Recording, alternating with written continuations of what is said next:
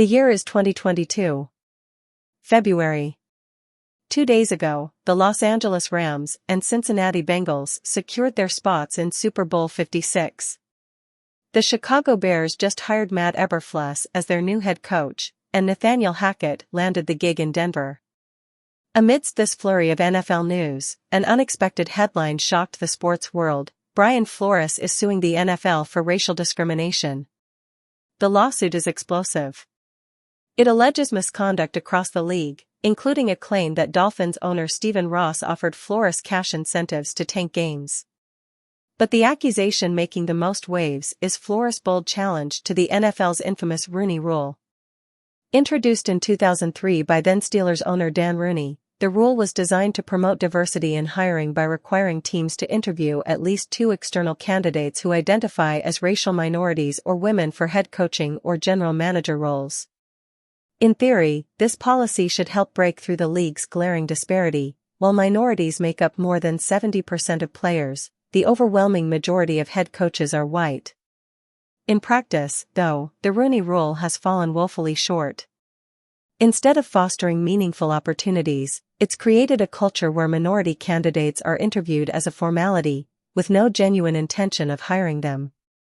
Brian Flores brought this issue into sharp focus with his lawsuit. He revealed that the New York Giants interviewed him 3 days after they'd already decided to hire Brian Daboll, a white candidate, as head coach. The interview, he argued, wasn't about giving him a fair shot, it was about checking a box. The Patriots faced similar scrutiny in their latest hiring process, interviewing Byron Leftwich and Pep Hamilton for their head coaching vacancy. Both are accomplished coaches. Leftwich even helped lead the Buccaneers to a Super Bowl as offensive coordinator, but neither has been employed in the NFL for years. And let's be real, Mike Vrabel, hired earlier this month, was the obvious choice from the start.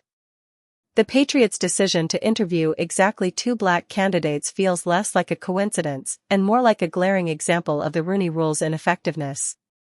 When minority candidates do break through and land head coaching jobs, they're often held to an unfairly high standard.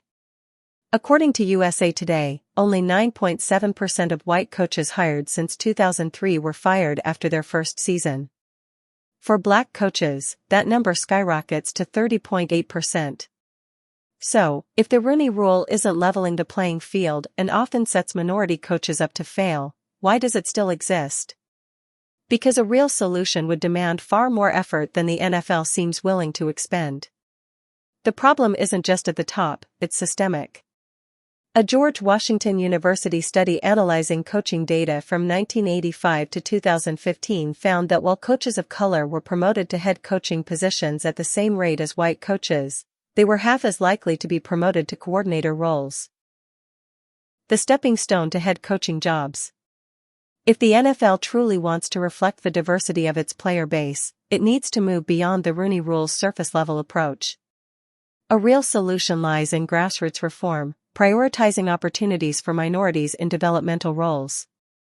By fostering diversity at the foundational levels of coaching and management, the league can build a pipeline of qualified, prepared candidates who are taken seriously for top-tier positions. Or, the NFL can keep clinging to a broken system. It's the football equivalent of trickle-down economics, and we all know how that's turned out.